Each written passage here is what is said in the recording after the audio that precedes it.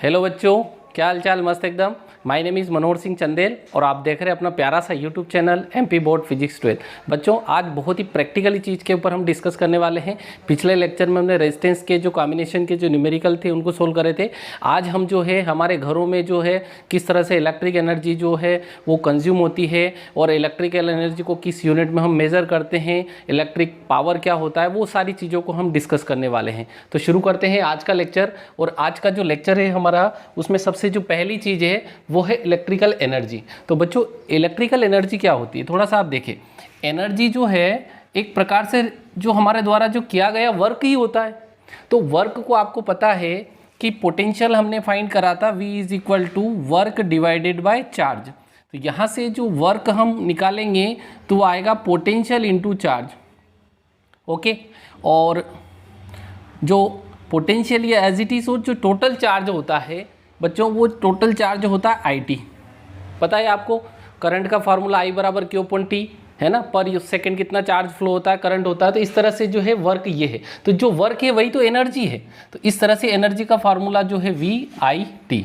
Okay, लेकिन मान लो हमारे पास जो इलेक्ट्रिकल सर्किट है उसमें हमको ये वोल्टेज अगर नहीं दे रखा है ना, V की वैल्यू अगर हमको नहीं दे रखी, तो फिर हम क्या करेंगे, V को रिप्लेस करेंगे। तो V को रिप्लेस करने के लिए जो है हमको ओम्स लॉ मालूम है।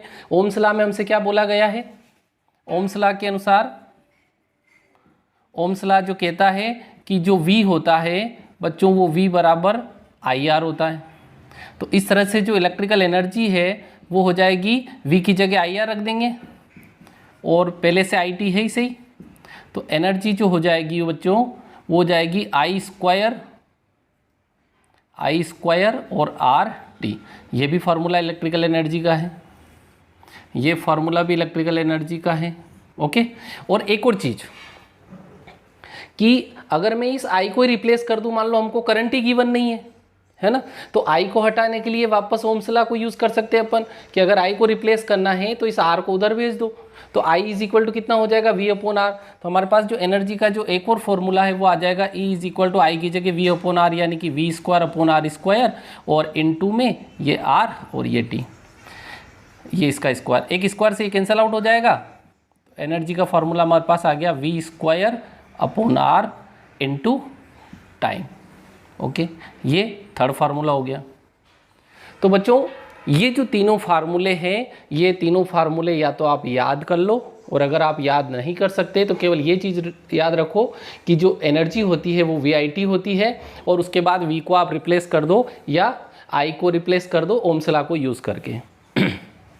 तो ये तो हुई बात एनर्जी की। अब अपन इसको न्यूमेरिकल फॉर्म में थोड़ा सा एग्जाम्पल के थ्रू देख लेते हैं। सपोज यहाँ पे आप देखो कि यहाँ पे आपके पास एक बैटरी लगी है। ये बैटरी जो है 15 वोल्ट की है, और इस बैटरी के साथ जो है यहाँ पे जो है दो रेजिस्टेंस को हमने कनेक्ट कर रखा है इस तरह से। ओके, अब ये जो रजिस्टर है ये 5 ओम का है और ये भी 5 ओम का है बच्चों। ओके, अब आप यहाँ देखिए क्या होगा। अब हमसे ये पूछा है कि ये जो 15 वोल्ट की बैटरी लगी हुई, ये 15 वोल्ट की बैटरी इस 5 ओम के रेजिस्टेंस से जब करंट को थ्रू करेगी तो यहाँ पे कितनी एनर्जी कंज्यूम करेगा ये, क्योंकि रजिस्टर है तो रजिस्टर ऑब्वियसली करंट को कंज्यूम करेगा। तो हमको बताना है कि इस 5 ओम के रजिस्टर में कितनी एनर्जी कंज्यूम हुई बैटरी की, यानी कि हमको एनर्जी निकालना है बट 5 ओम में। तो ओवरऑल अगर आप देखो तो ये जो बैटरी है, ये बैटरी इस पूरे रेजिस्टेंस को इक्विवेलेंट फॉर्म में देखेगी, यानी कि इस बैटरी के साथ में जो रेजिस्टेंस फील होगा वो इस 5 और 5 ओम का इक्विवेलेंट होगा। तो सबसे पहले हमको क्या देखना चाहिए कि इस पूरे सर्किट में इक्विवेलेंट रेजिस्टेंस कितना है, यानी कि इस पूरे का तुल्य प्रतिरोध कितना है। तो अपन देखेंगे कि ये जो 5 ओम और ये जो 5 ओम का जो रजिस्टर है, ये दोनों काय में कनेक्ट है, सीरीज में। क्यों है सीरीज में, क्योंकि यहाँ से जब I करंट आएगा तो दोनों को सेम करंट मिलेगा। तो सीरीज में इक्विवेलेंट का फार्मूला क्या होता है बच्चों, R इक्विवेलेंट बराबर होता है R1 + R2, यानी कि ये हो जाएगा 5 + 5 is equal to 10 ohm. Okay, अब ये 10 ओम इक्विवेलेंट रेजिस्टेंस हो गया। अच्छा, अब बैटरी को क्या दिखेगा, ये जो बैटरी है, अब इस बैटरी को ये जो रेजिस्टेंस दिखेगा ये 10 ओम का दिखेगा, कितने का, 10 ओम का रेजिस्टेंस है इस बैटरी के पास, और बैटरी का वोल्टेज कितना है, 15 वोल्ट। अब आप देखिए, अब यहाँ से जो है करंट हम निकाल लें कि इस I की वैल्यू कितनी है, कितना करंट इस रेजिस्टेंस से होकर थ्रू हो रहा है। तो ओम्स लॉ में हमको क्या पता है कि जो I होता है वो V/R होता है, होता कि नहीं होता, होता है। तो देखो V हमको गिवन है, R हमको गिवन है, तो हम यहाँ से करंट को मेजर कर सकते हैं। तो हमारे पास जो करंट आएगा वो आएगा V, यानी कि कितने वोल्ट की बैटरी है, 15 वोल्ट की, रेजिस्टेंस कितना है, 10, ठीक है। तो कुल मिला के जो करंट की वैल्यू आएगी हमारे पास 5 2 ज़ा 10, 5 3 ज़ा 15, 3/2, यानी कि 2 1 ज़ा 2.1, 2 4 ज़ा 8 एम्पियर, 1.4 एम्पियर। ओके, तो ये जो करंट है ये 1.4 एम्पियर का करंट जो है यहाँ पे थ्रू होगा। अब आप देखिए, हमसे पूछा क्या था उसने कि ये जो 15 वोल्ट की बैटरी है ये इस 5 ओम के रजिस्टर से कितना करंट को कंज्यूम करेगा या कितनी एनर्जी कंज्यूम होगी। तो एनर्जी का फार्मूला ये है और ये है। अब आपके पास देखो वोल्टेज है, लेकिन ये जो 15 वोल्ट है ना, तो क्या इसको और इसको सेम वोल्टेज मिलेगा, नहीं मिलेगा, क्योंकि सीरीज में वोल्टेज चेंज होता है। इसको कुछ अलग वोल्टेज मिलेगा, इसको कुछ अलग वोल्टेज मिलेगा। तो हमको V को हटाना होगा, तो यानी कि ये वाला फार्मूला हम यूज़ नहीं करेंगे। फिर कौन सा फार्मूला यूज़ करेंगे, ये वाला। ओके, I²RT, हमको I मालूम है, दोनों में सेम करंट जा रहा है। R 5 ओम में निकालना है तो 5 हमको मालूम है। ओके, और कितने टाइम के लिए, तो टाइम हम वैल्यू पुट कर सकते हैं कि ये बैटरी जो है 5 ओम के रजिस्टर से जो है 1 मिनट में, 2 मिनट में, 1 घंटे में कितनी एनर्जी को वो कंज्यूम करेगा। ठीक है, तो जो एनर्जी आएगी हमारे पास वो जूल में आएगी। क्यों आएगी, क्योंकि जो ऐसा यूनिट होती है एनर्जी की वो क्या होती है, जूल होती है। तो मैं इसको यहाँ पे सोल्व करता हूँ। देखिए हमारे पास एनर्जी का जो फार्मूला है E = I²RT, I² मतलब 1.4 का स्क्वायर इंटू R हमारे पास है 5 ओम। इस 5 ओम के रजिस्टर में हमको निकालना है एनर्जी। और टाइम, तो टाइम में हमसे पूछा है, मान लो कि जो टाइम गिवन है वो हमको दिया है 1 मिनट। 1 मिनट में कितनी एनर्जी कंज्यूम होगी वो हमको कैलकुलेट करनी है। तो 1 मिनट के लिए आपको पता है कि सारी यूनिट SI यूनिट लेना है। ये SI यूनिट में है, ये SI यूनिट में है ओम, तो यहाँ पे भी SI यूनिट में जो टाइम होगा वो क्या होगा, सेकेंड। तो 1 मिनट मतलब 60 सेकेंड। ओके, तो इस तरह से हमारे पास जो एनर्जी आएगी वो आ जाएगी 14.4 का अपन स्क्वायर करेंगे तो ये आएगा 196, और 196 में अपन जो है 1.96 हो जाएगा इंटू 300। तो इस तरह से एनर्जी जो है हम यहाँ पे मल्टीपल कर लेंगे। तो ये 1 2 और 3 6 जा 18 का 8, 2 3 1 जा 3 और 2 5। अब कितने डेसिमल पॉइंट बाद डेसिमल लगाना है, 2 डिजिट बाद, तो ये ओके। तो हमारे पास जो एनर्जी आई 588 जूल। ठीक है बच्चों, तो इस तरह से हमने इलेक्ट्रिकल एनर्जी को देखा कि इलेक्ट्रिकल एनर्जी जो होती है वो क्या होती है।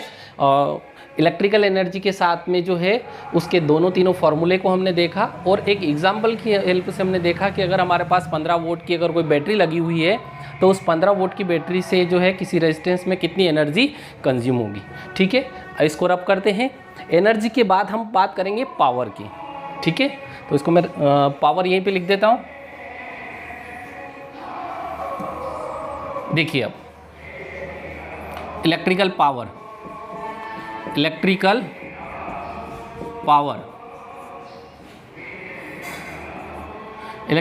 क्या होता है, तो देखो पावर का फॉर्मूला हमको पता है वर्क अपॉन टाइम, यानी कि rate of doing work is called power. कार्य करने की दर को हम शक्ति कहते हैं।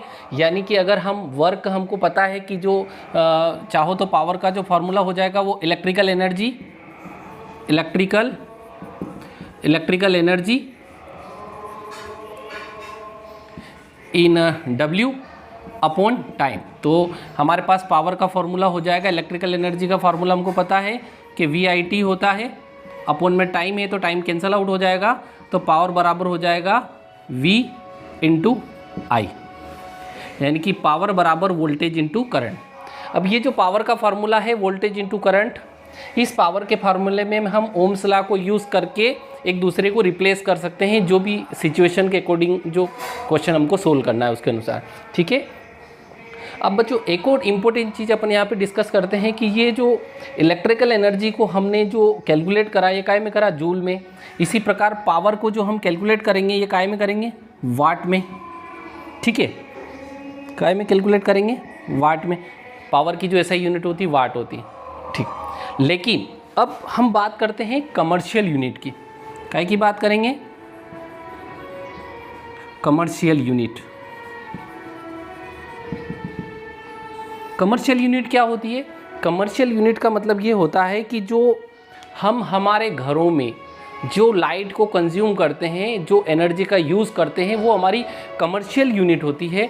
क्योंकि आपने देखा होगा कि जब हमारे घर में जो बिल आता है तो उसके बिल के ऊपर लिखा रहता है कि आपने जो है इस महीने में जो है 90 यूनिट को कंज्यूम करा, 100 यूनिट को कंज्यूम करा या 120 यूनिट को कंज्यूम करा, और इसके अकॉर्डिंग हमारे बिल का कैलकुलेशन आता है। ठीक है, एक यूनिट के कहीं पे 5 रुपये लेते हैं, कहीं पे 6 रुपये, कहीं पे 7 रुपये। तो वो जो कमर्शियल यूनिट होती है वो क्या होती है? तो कमर्शियल यूनिट का मतलब ये होता है कि किलो वाट हावर।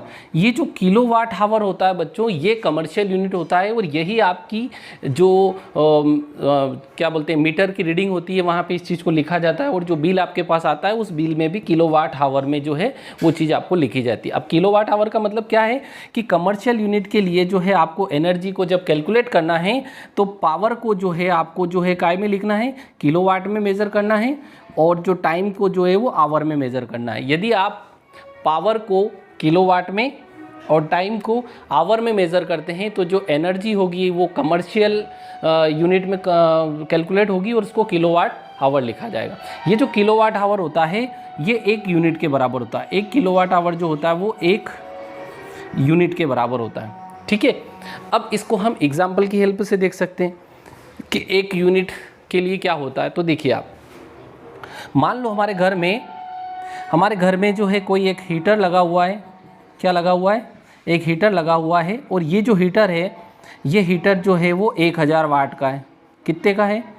1000 वाट का। अब ये जो 1000 वाट का हीटर है, हमने इसको जो है 1 घंटे तक, 1 आवर तक हमने इसको यूज़ करा। क्या करा? यूज़ करा। जो हीटर हमारे घर का है उस हीटर को हमने 1 आवर तक यूज़ करा, जो कि 1000 वाट का है, 1000 वाट का है। अब हमसे पूछी कि कितनी एनर्जी उसने में कंज्यूम हुई होगी। तो अब देखिए आप यहाँ पे कि जो हमारा जो हीटर है वो देखिए, energy is equal to power in kilowatt. तो किलोवाट में पावर हमारे पास कितनी है? 1000 वाट, यानी कि 1 किलोवाट। ओके, 1000 वाट मतलब 1 किलोवाट, और आवर जो है हमारे पास कितना है? 1 आवर। तो कुल मिला के जो एनर्जी आई वो एनर्जी आई 1 किलोवाट आवर, और यही जो है होती है वो 1 यूनिट होती है। ओके, 1 यूनिट जो है ये कमर्शियल यूनिट है, और 1 यूनिट के हिसाब से हम बिल को कैलकुलेट कर सकते हैं। यहाँ पे वैल्यू चेंज करके भी हम देख सकते हैं कि मान लो हमारे घर में 100 वाट का बल्ब लगा हुआ है। अब 100 वाट का बल्ब जो है वो 10 घंटे तक यूज़ कर रहे हैं। 100 वाट का बल्ब जो है 10 घंटे तक अगर हम यूज़ करेंगे तो उसकी हेल्प से भी हम निकाल सकते हैं। या आप ऐसा कर सकते हो कि आपके घर के जो अलग अलग इंस्ट्रूमेंट है, बल्ब अलग वाट का होगा, कोई 50 वाट का होगा, कोई 60 वाट का होगा, कोई 15 वाट का होगा। तो बल्ब को अलग कैलकुलेट कर लो, फैन को अलग कैलकुलेट कर लो, फ्रिज, कूलर, मिक्सर सारे को अलग अलग कैलकुलेट करके हम टोटल पूरा जो है उसमें मेज़र कर लेंगे कि कितने वाट हम यूज़ कर रहे हैं घरों में, और उसको कितने टाइम तक यूज़ कर रहे हैं। अगर हम पावर जो है किलोवाट में अगर कैलकुलेट कर लेंगे, टाइम को आवर में कैलकुलेट कर लेंगे, तो पूरे घर का जो हमारा जो बिल बनेगा वो किलोवाट आवर में हम कैलकुलेट कर पाएंगे, और वो यूनिट के फॉर्म में होगा। ओके, तो इस तरह से हम कमर्शियल यूनिट को कैलकुलेट कर सकते हैं। ठीक है, तो आज के लेक्चर में यहीं तक। अगले लेक्चर में हम इसके ऊपर और भी बेसिक क्वेश्चन को सोल्व करेंगे। तो यहीं तक अपन इसको दी एंड करते हैं। और अगले लेक्चर में जो है जितनी भी चीज़ें हम करने वाले हैं, तो आप चैनल पे जो है सब्सक्राइब करके बने रहे, ताकि जो लेटेस्ट वीडियो जो मैं इसका जारी करूं तो उसका नोटिफिकेशन सबसे पहले आपको प्राप्त हो। Okay, thank you guys.